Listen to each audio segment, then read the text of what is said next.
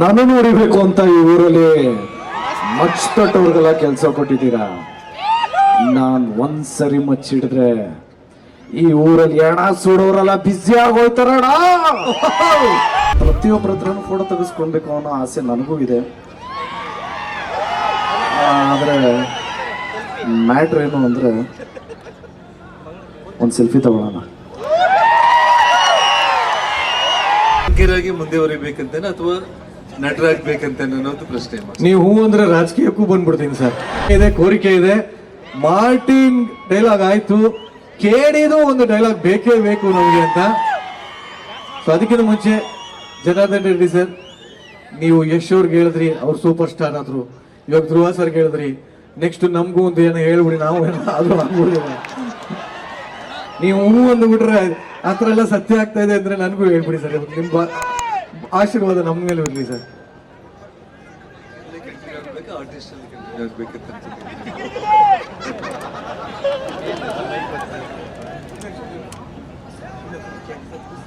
Sir, anchor ಆಗಿ ಮುಂದೆ ಹೊರಿಬೇಕಂತೇನೆ ಅಥವಾ ನಟರಾಗ್ಬೇಕಂತ ಅನ್ನೋದು ಪ್ರಶ್ನೆ. ನೀವು ಹೂ ಅಂದ್ರೆ ರಾಜಕೀಯಕ್ಕೂ ಬಂದ್ಬಿಡ್ತೀನಿ ಸರ್. ನಮಗೇನಿಲ್ಲ ಸರ್, ಹಿಂದೆ ಎರಡ ಇದ್ರು ಮುಂದಕ್ಕೆ ಹೋಗ್ತಾ ಇರೋದೇ ಅಷ್ಟೇ. ಅದು ಜನಾರ್ದನ್ ರೆಡ್ಡಿ ಸರ್ ಇದಾರೆ ಅಂದ್ರೆ ನಾವೇ ರೆಡ್ಡಿ ಸರ್ ನಿಂದೆ ಒಂದು ಸೈನ್ ಅನ್ಕೊ ಓಡಾಡ್ಬಿಡ್ತೀನಿ ಸರ್. ಖಂಡಿತವಾಗ್ಲೂ ಕೂಡ ನೀವು ನನಗೇನಂತಂದ್ರೆ ಆಂಕರಿಂಗ್ ಅನ್ನೋದು ಅಷ್ಟು ಸುಲಭದ ವಿಚಾರ ಅಲ್ಲ. ಓಕೆ, ಅದು ಭಗವಂತ ಕೊಟ್ಟಿರೋ ವರ.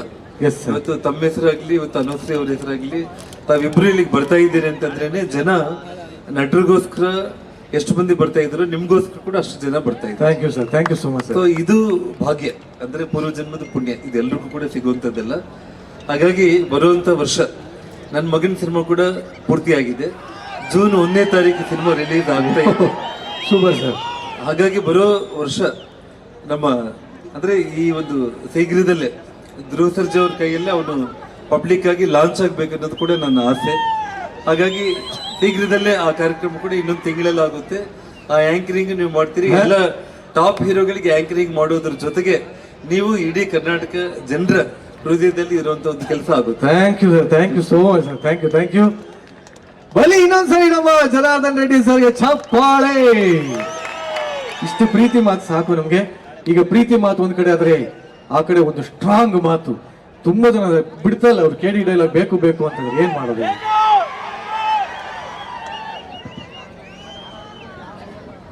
ಅಲ್ಲಿ ಬೆಟ್ಟದ ಮೇಲೆ ಕೂತಿದ್ದೀರ, ಹುಷಾರು. ಅಯ್ಯೋ, ನಿಜವಾಗ್ಲೂ ಕೂತಿಯಾರ? ಅಯ್ಯೋ ಅದೇ ಅವ್ರು ಮೋಸ್ಟ್ಲಿ ಲೈಟಿಂಗ್ ಅಲ್ಲಿ ನಾವು ಕಾಣ್ತೀವಿ ಅಂತ ಕೂತಿಯಾರೇನೋ ಅವರು. ಹುಷಾರಪ್ಪ, ಬೆಳಗ್ಗೆ ಎಲ್ಲ ಕಾದಿರತ್ತೆ, ಹೋಗ್ಬೇಕಾದ್ರೆ ಹೆಂಚಾಗ್ಬಿಡುತ್ತೆ, ಹುಷಾರು.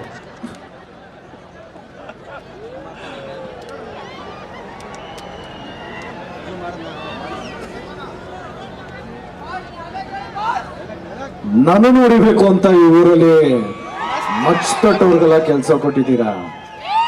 ನಾನ್ ಒಂದ್ಸರಿ ಮಚ್ಚಿಡಿದ್ರೆ ಈ ಊರಲ್ಲಿ ಎಣ ಸುಡೋರೆಲ್ಲ ಬ್ಯುಸಿ ಆಗೋಯ್ತಾರಣ. ಇನ್ನೊಂದ್ 2 ನಿಮಿಷ ಆಗಿರಿ, ಇಲ್ಲೇ ಸುಟ್ಟು ಬಿಡ್ತಿದ್ದ ಬೆಂಕಿ ಹಾಕೋಣ ಯಾರಲ್ಲ ಅವ್ನು. ನಿಜವಾಗ್ಲೂ ಈ ಒಂದು ಪವರ್ಫುಲ್ ಡೈಲಾಗ್ ಬಂದಿದೆ. ಅದರ ಜೊತೆಗೆ ಧ್ರುವ ಸರ್ಜಾ ಅವರಿಗೆ ಪ್ರೀತಿಯ ಸನ್ಮಾನ.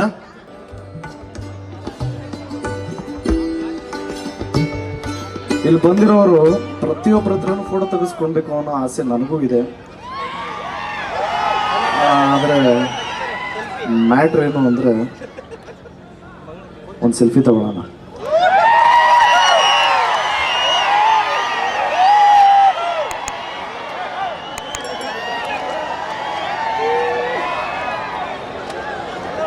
Thank you so much. ಜೈ ಆಂಜನೇಯ.